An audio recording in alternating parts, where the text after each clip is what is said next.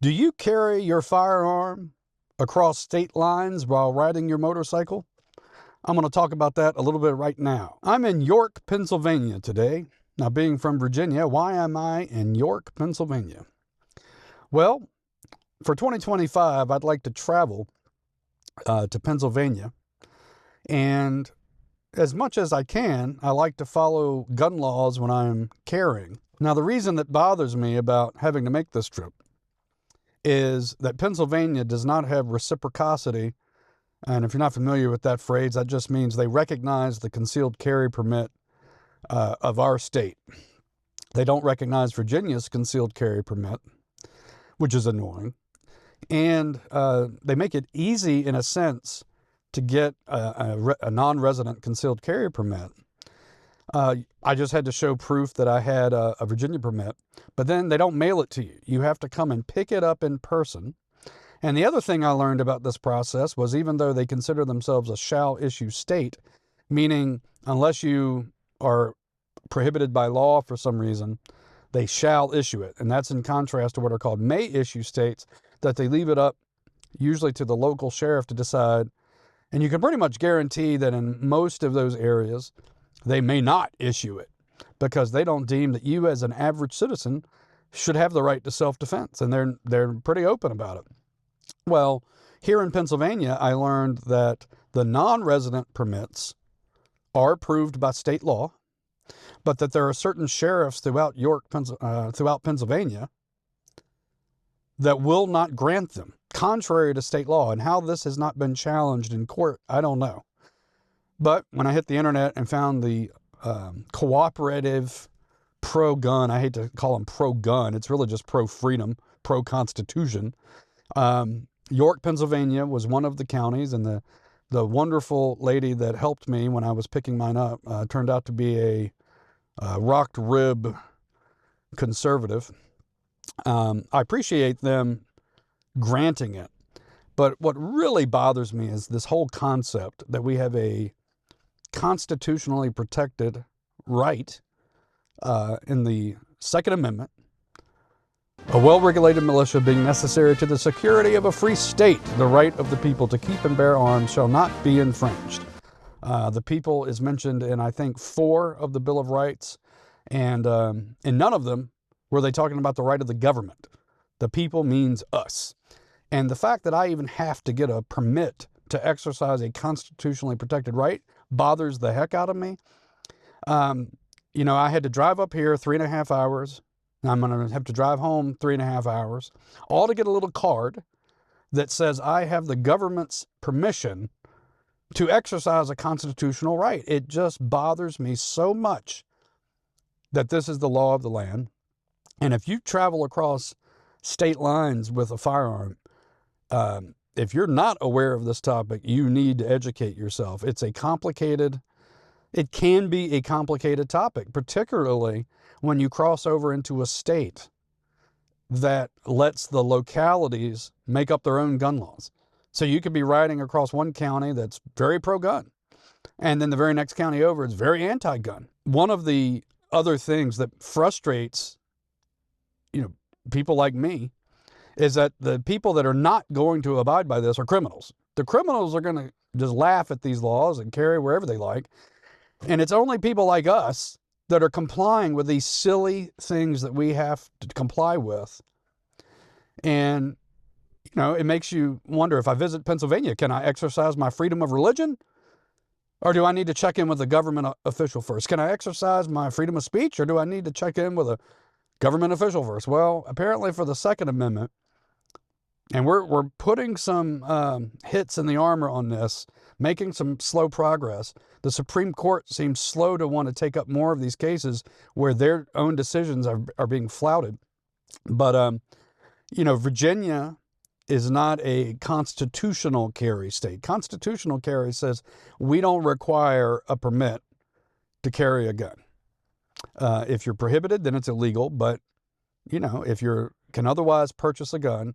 Now, from Virginia, if I might put the map up of the site I use to check these things, but in Virginia, if I leave Virginia and head west, most of these states have gone to constitutional carry, which is great.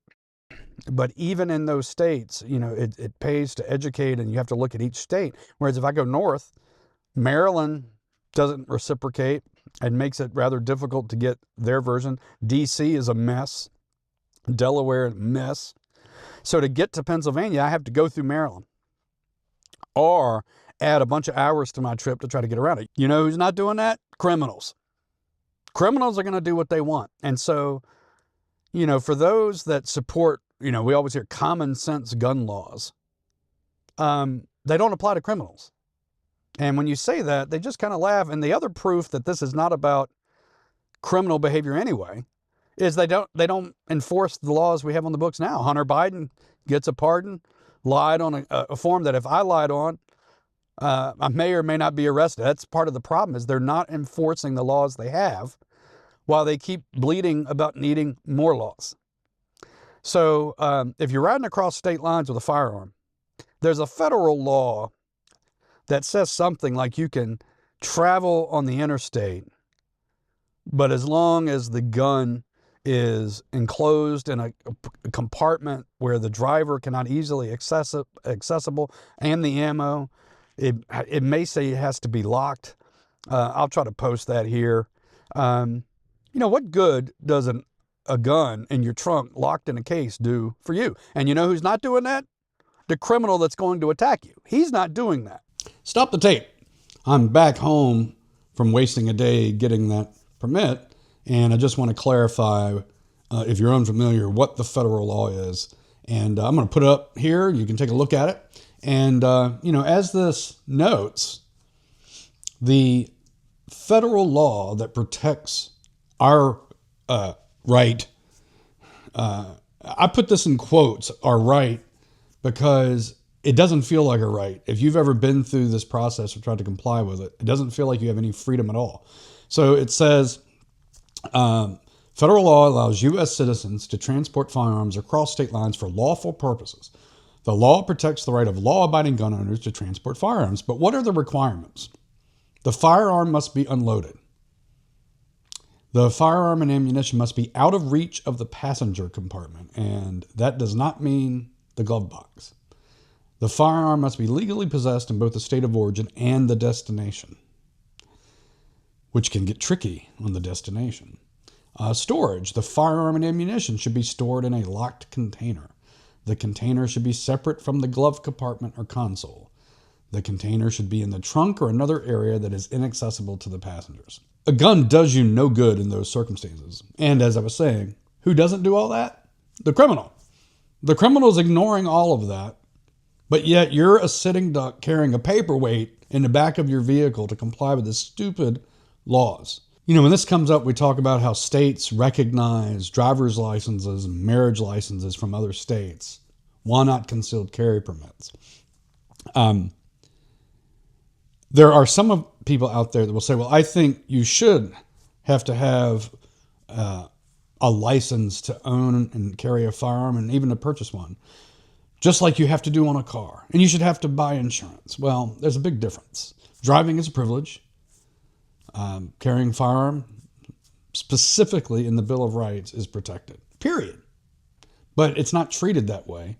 And the Supreme Court is going to have to step up their efforts to clean up this area of the law. It's just gotten out of control with this harassment. There was a story in the news. I'll look it up, maybe post it here if I find it, where an African-American lady was in her car. I think with I'm running off memory here, so if I get anything wrong, I'll correct it. African-American lady, I think with her young daughter in the car. They were driving out of state, across state lines into New Jersey. She gets pulled over. I think she admitted she had a firearm in the car, and they arrested her. And Chris Christie was the governor at the time, a Republican. And at least my view on it is, had it not been a presidential campaigning process going on, where Chris Christie wanted to get some attention, that woman may still have been in jail. My recollection is that Christie pardoned her. That pardon should have never been needed. It's just unforgivable that a otherwise law-abiding citizen is entangled in this ridiculous situation where we need the government's permission to exercise a constitutional right. You don't give up your right of free speech when you enter New Jersey or any of these other states, or freedom of religion. But somehow the Second Amendment, would we tolerate this, say freedom of religion? If you enter our state of New Jersey, or pick any state that has similar laws, and if you want to go to church, well, you can't do it publicly. It's got to be where no one can see it, maybe behind a building somewhere, in a basement, and you can't tell anybody about it, and you can't advertise about it. That would kind of be the equivalent of what they say about the Second Amendment. Well, you can carry your guns through this state, but it's got to be unloaded. It's got to be in the trunk. It's got to be locked up. And by the way, that federal law only protects you passing through, not going to. So in some of these anti-gun states, California, New York come to mind, you shouldn't stop in those states. I'm talking like even at a rest stop. It's just not worth the chance that you'll be harassed. I don't put a lot of faith in this federal law. I don't really want to comply with it because it's dangerous to comply with it. The criminal is not doing any of this. And of course, you're going to say, well, if you don't comply, you're the criminal. But come on, you guys know what I'm talking about. Murderers, robbers, they're not complying with this. So they're laughing at it. And then even if they get caught, do you think prosecutors are prosecuting these things? Nah. Now, that might change now that there's a new sheriff in town at the top, but it's just this whole topic is a pet peeve of mine that I wasted an entire day. I spent gas money. I spent money on the fee, the permit. And by the way, in Pennsylvania, when it comes up for renewal, I have to do this all over again. I have to go up there, have my photo taken like I'm the suspect, like I'm a criminal, and that this is really a privilege that they're granting me, not a right.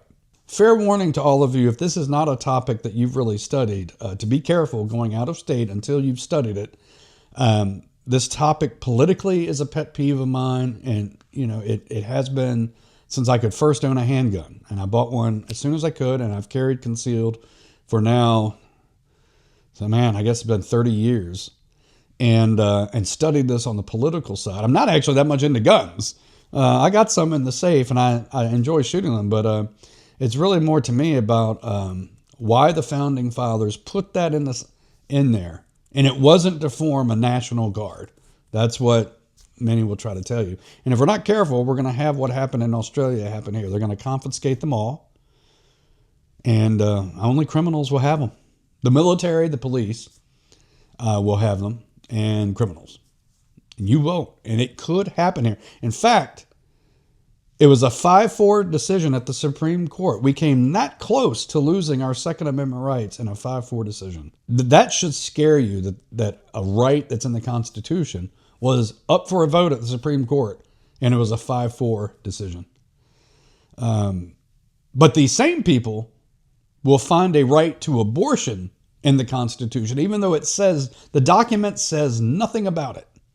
Nothing about abortion. And think what you will about abortion, even people who are pro-choice have said Roe v. Wade, bad law. The Constitution outlines very specific authority for the federal government, and anything not dedicated in that way to the federal government belongs to the states.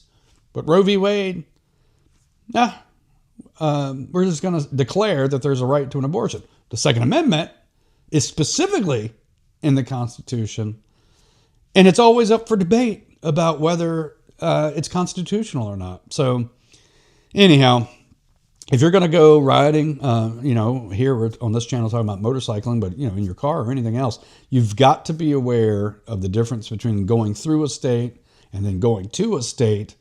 And, it's up to you how you're going to comply, if you're going to comply. And if you don't comply and you get caught, bad things will happen to you, especially because likely if you're watching this channel, you're a law-abiding citizen.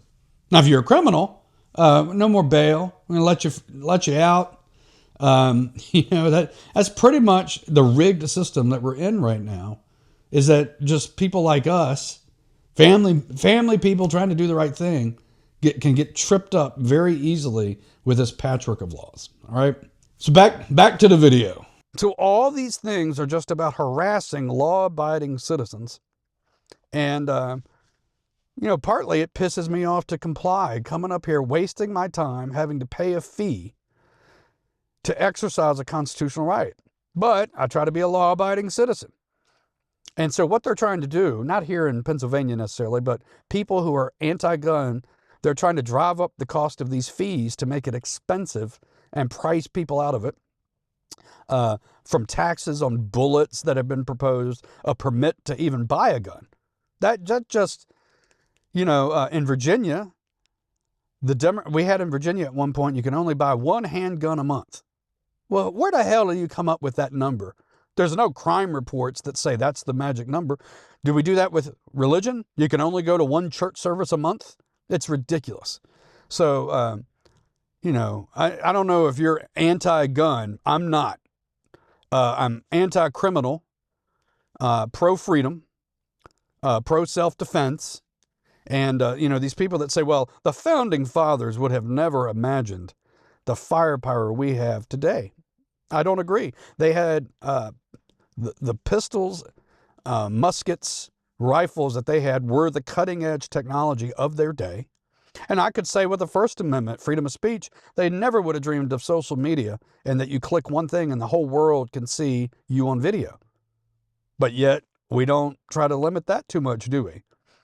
So anyhow, it's just, if you're going to travel on your motorcycle with a firearm across state lines, I'm curious what methods work for you guys and what you've learned or thought about. I have flown with mine quite a bit. I try to fly with mine to pro-gun states when I'm on vacation or work. But I have, I'm not going to speak about how often I've traveled across state lines with it or without it. I'll just say that each one of you have to make your own decision about what you're doing. And just be aware of the laws. And you can't just stop at the state level. You almost have to think down to the county level and also the federal law that overlaps. And Donald Trump is pushing for national reciprocity. I don't know if that's ever going to pass. I think it should. If they recognize our driver's license, our marriage license, you shouldn't even need a concealed carry permit, in my opinion. But if we have them, that should be recognized as well. So I'm heading 3.5 hours back home. And I'll see you on the road.